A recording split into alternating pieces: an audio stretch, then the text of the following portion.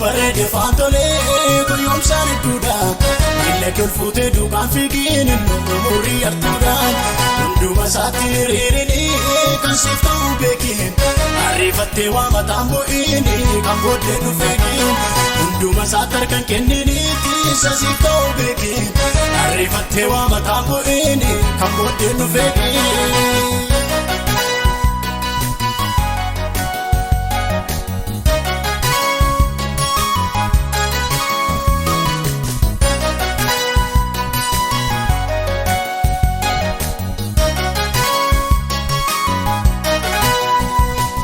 Fasagana yomulaaltu abeet bareedasa irrumaan sitti tole malee beektaane keessasa barakeef mul'ata qabaattu hin ta'in jaamaa maddi jireenya keenya jarjaru suuta jedhee deema barakeef mul'ata qabaattu hin ta'in jaamaa maddi jireenya keenya jarjaru suuta jedhee deema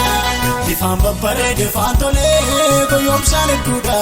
miila kolfuutee duukaan fiigiin umurii artuudhaan hunduma isaatti hiriirinii kan siif ta'uu beekin ariifattee waa mataan bu'iini kan booddee nu feekin